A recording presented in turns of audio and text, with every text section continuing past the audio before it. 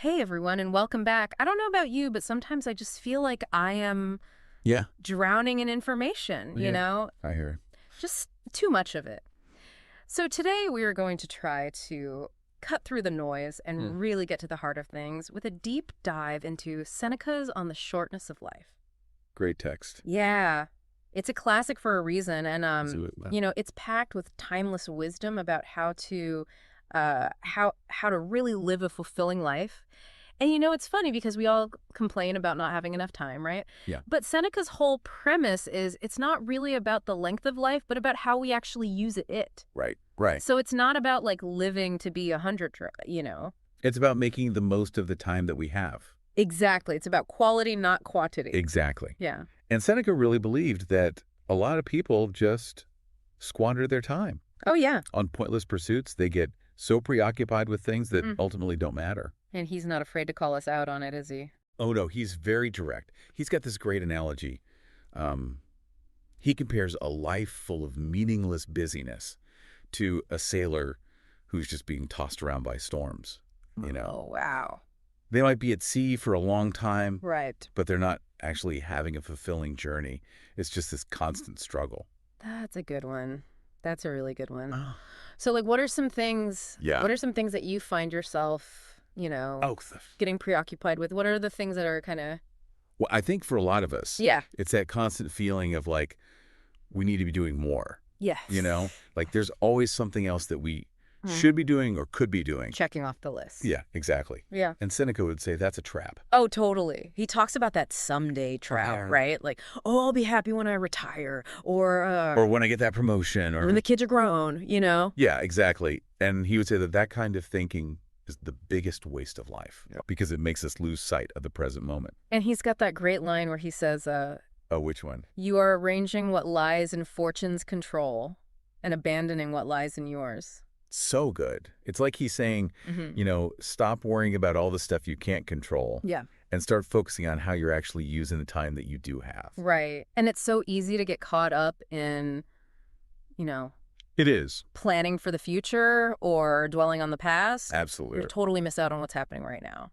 It's like we're always living somewhere else but here. Yeah. And what's so wild is Seneca was ranting about these same distractions Yeah. like almost 2,000 years ago. It's crazy, right? It's crazy. Like, imagine this. A world obsessed with lavish dinners, Oh, yeah. endless grooming routines, Mm-hmm. pointless gossip. Sound familiar? He could be describing our world today, Yeah. except maybe swap the togas for yoga pants. Right. And it's not just about, overindulgence or whatever. It's Uh-huh. about this emptiness of a life that's driven by external validation and material possessions. Exactly. Like he tells this story about Apicius. Oh, yeah. Apicius. Tell that story. So Apicius was this Roman foodie. He was like the celebrity chef of his day, Okay. known for throwing these insane feasts, like the most expensive ingredients, the most extravagant displays. And then get this, Seneca says that Apicius actually poisoned himself Oh, what? rather than live on what he considered a measly 10 million sesterces, Oh, my gosh. which was an insane amount of money even back then. Wow. So he would rather die He would rather die than not be super rich? than not be able to maintain his lavish lifestyle. That is wild. It is. But it really highlights how, like, insatiable desire can never truly be satisfied. Right. You always want more, have more, Mm. and still feel empty. Wow. So what are Yeah, what are some modern day Apicius traps that we fall into? I mean, it makes you think, doesn't it? it does. Like, are we Mhm. chasing after things that will ultimately leave us feeling empty? Yeah. And what would Seneca say about our 21st century obsessions? Right. And he was a big believer that philosophy Oh, yeah. was the key to breaking free from all that. Absolutely. Philosophy as a way of life. And when he talks about philosophy, he doesn't mean we all need to Right. become academics or hermits or anything, right? No. It's about cultivating a certain mindset, Yeah. a way of approaching life Yeah. with wisdom and purpose. So it's like, It's like developing this inner strength, this clarity that helps you cut through the noise and focus on what truly matters. so how do we do that? Like, how do we cultivate that Yeah. inner strength? And especially in a world that is constantly like trying to distract us. Exactly. Well, Seneca, he tells this amazing story about his own teacher, Okay. Zeno, Okay. who lost literally everything he owned in a shipwreck. Everything. Everything. Can you imagine Oh my gosh. losing all your possessions, Yeah. everything you've worked for in an instant? Yeah. And you know what Zeno said? He said, "Fortune bids me to be a less encumbered philosopher." Wow. He saw the shipwreck not as a tragedy, Oh, wow. but as an opportunity to simplify his life and focus on what truly mattered. That is amazing. Talk about turning a negative Flip into a side. positive. Have you ever Yeah. had like a setback in your life that actually led to something good? Absolutely. Sometimes it's in those moments of loss or challenge that we really discover Yeah. our true strength and resilience. Yeah. And that's what Seneca is talking about, right? Like Powerful. finding that inner anchor that allows us to weather the storms of life and not get swept away. Exactly. And he believed that we need to face our fears head on, Oh, yeah. including the ultimate fear, death. And he said we shouldn't be. He said we shouldn't be afraid of death, Okay. but understand it as a natural part of life. So how does that help us?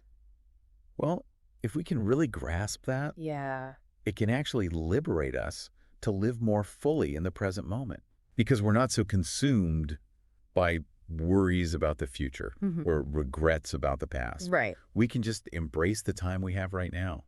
It's like if you truly believed you had nothing to lose, Right. how would you live differently? What would you Exactly. dare to do? What would you stop putting off? Right. Is a powerful question. Yeah.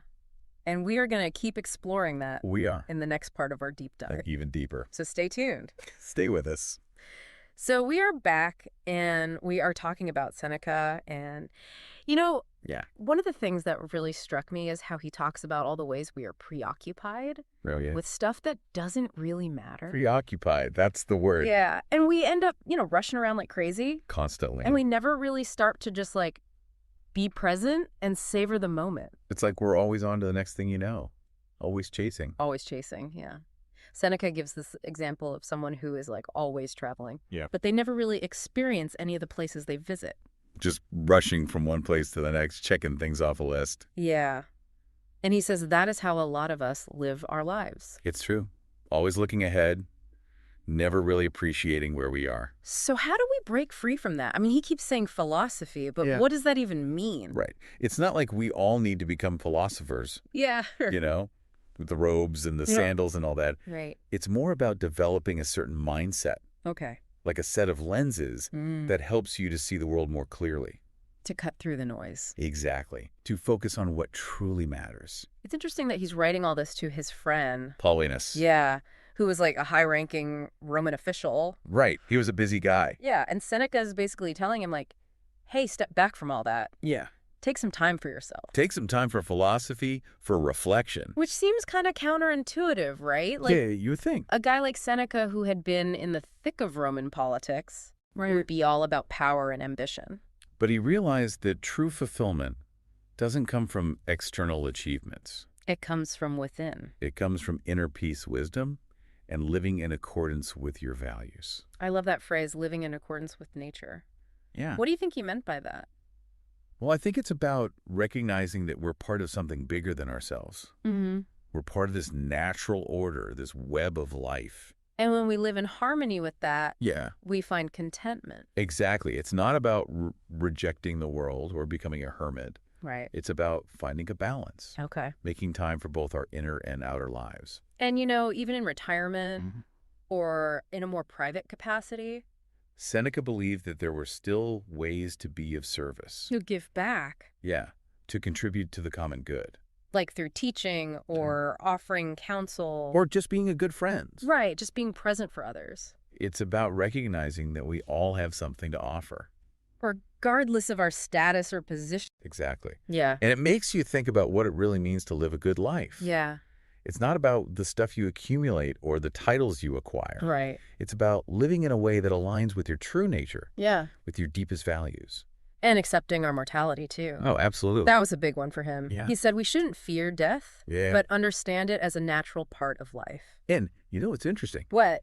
He actually suggests that those who are preoccupied with death Okay. might actually be hastening their own demise. Really? How so? Because they're so focused on avoiding it Mm-hmm. that they miss out on actually living. Wow, that's deep. It is. It's like they're so busy worrying about dying Yeah. that they forget to live. So how do we shift our perspective so we can, embrace life fully without being afraid? Well, it's not about ignoring the reality of death. That's It's it. about recognizing it as a natural part of life's journey. Okay. And when we do that, Right. we can really appreciate the preciousness of the time we have. And make the most of every moment. Exactly, like that beautiful line from Mary Oliver. Oh, yeah. Tell me, what is it you plan to do with your one wild and precious life? That's a good one. Seneca would love that. You would. He'd be all about living with intention, making choices that align with your values. And savoring every experience. Because ultimately, it's not the length of our lives that matters. It's the depth and richness of our experiences. And that's something we have the power to create. No matter how much time we have. Exactly. Welcome back. We are wrapping up our deep dive on Seneca's On the Shortness of Life. And Yeah, it's amazing. it is amazing. All this wisdom packed into this I know. little ancient book. So many great quotes. Yeah. Like this one. It is not that we have a short time to live, but that we waste a lot of it. Oh, that one hits hard. I know, right? Makes you think, huh? It really does. Ah, It's like, it's not about not having enough time. yeah, It's about how we're actually using the time that we do have. exactly. So true. Okay, what about this one? Every new beginning comes from some other beginning's end. Oh, that's a good one. It makes me think about how life is full of cycles, you know? Yeah. Like there's always this, Endings and beginnings. endings and beginnings, and we need to embrace that. Not be afraid of it. Yeah. See endings not as failures, but as opportunity. For new growth. Exactly. New beginnings. I love that. Okay, how about this one? This is a good one. The greatest wealth is to live content with little. Ooh, yeah, that's a powerful one, especially coming from Seneca, I know, right? He was because he was a wealthy guy. He was. So he knew what he was talking about. Yeah. It's like he's saying Yeah. true happiness doesn't come from stuff, It comes from within. from contentment, from Yeah, gratitude, Absolutely. It's about appreciating what you have Yeah. and not always chasing after more. Right. And Yeah. realizing that, comparison. Comparison is the thief of joy. It is. It is. So after all this Seneca, Yeah. what are some key takeaways? Okay, well, I'd say the biggest one is Yeah. be mindful of your time. Yes. Don't waste it on things that don't matter. Make it count. Make it count. Invest in things that bring you joy and meaning. And build up that inner strength. Yes. Cultivate that resilience so you can weather the storms. Because life is going to throw curveballs. It is. It is. But we don't have to let them knock us down. We can get back up. We can get back up. Yeah. And remember to embrace the present moment. Yeah. Don't dwell on the past. Don't worry about the future. Just be here now. Be present. Be present. Appreciate the beauty around you. Savor the experience. Because this moment is all we really have. it's a gift. It is a gift. Seneca's message is so powerful, It really is. and it's so relevant for us today. Even though he wrote it like 2,000 years ago. I know. It's incredible. So I hope this deep dive has inspired you Yeah. to think about your own life. And how you're spending your time. Make choices that align with your values. And don't be afraid to let go of the things that are holding you back. Yeah. It's your life. Live it to the fullest. Live it to the fullest. Thanks for joining us. Until next time. Keep seeking, keep learning, and keep living intentionally.